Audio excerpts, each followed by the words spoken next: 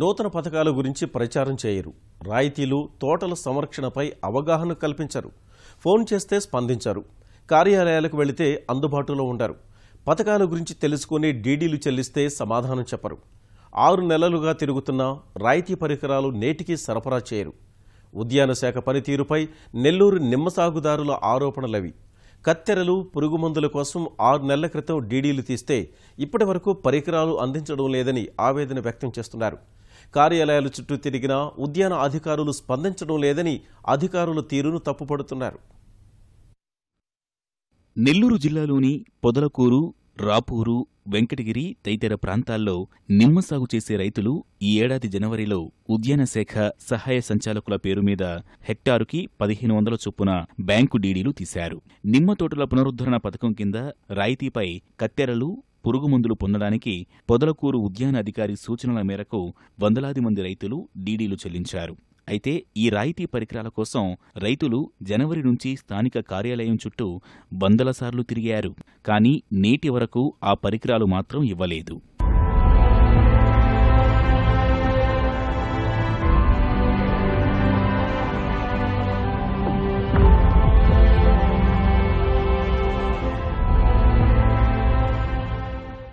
పది రోజుల్లో కత్తెరలు, పురుగుమందులు, నగదు వస్తుందని ఉద్యాన అధికారి చెప్పగా 6 నెలలైనా సమాధానం లేదని రైతులు చెబుతున్నారు. ఎన్నిసార్లు అడిగినా పట్టించుకోలేదని, తీరా ఇప్పుడు పాత హెచ్ఓ స్థానంలో మరో అధికారిని వచ్చారని, తనకింకా పూర్తి బాధ్యతలు అప్పగించలేదని తెలియజేస్తున్నారని నిమ్మ కర్షకులు వాపోతున్నారు. ఈ నిమ్మ చెట్లకి పెట్టుబడుల కింద అని చెప్పి డబ్బులు ఇస్తామని చెప్పి కత్తూరులో ఈ పరికరాలన్నీ ఇస్తామని చెప్పి డీడీ కట్టమన్నారు. ఆ డీడీ ఏదో గవర్నమెంట్ అడ్రస్ ఇచ్చిన అడ్రస్ ప్రకారం మేము డీడీలు కట్టినాము.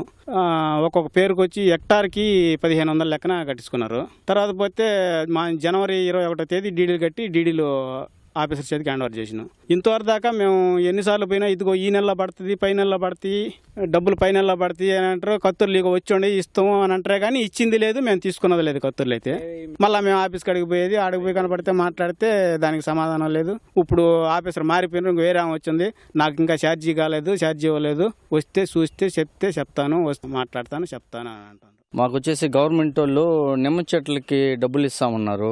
అది సరే దేనికిందంటే హార్టికల్చర్లు ఇస్తున్నామని చెప్పేసి మేము ఆఫీస్కి వెళ్ళాము.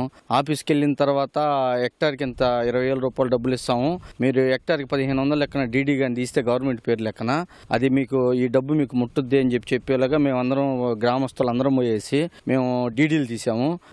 దాదాపు 100 మంది దాకా తీసున్నారు, 2 లక్షల దాకా తీసుంటారు. అది వచ్చేసి జనవరి 15వ తేదీ పైన తీసాము.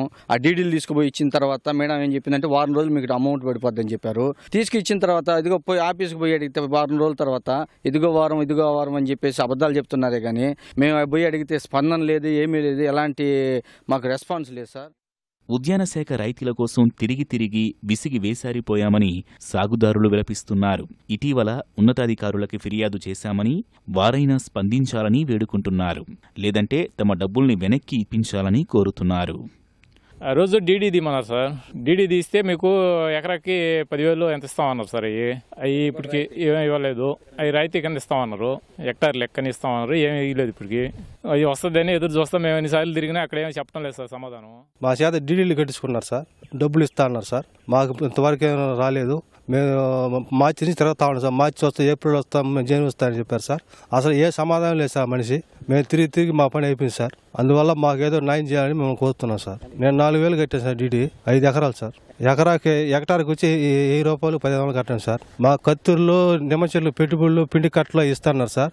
అసలు అవి మందలే లేదు సార్. మేము తిరిగి మా పనులు అయిపోయింది సార్. ఇదిగో వస్తాం అదిగో వస్తాం అని చెప్పారు సార్. మార్చి ఇస్తాను, ఏప్రిల్ ఇస్తాడు, జూన్ ఇస్తాన్నారు సార్.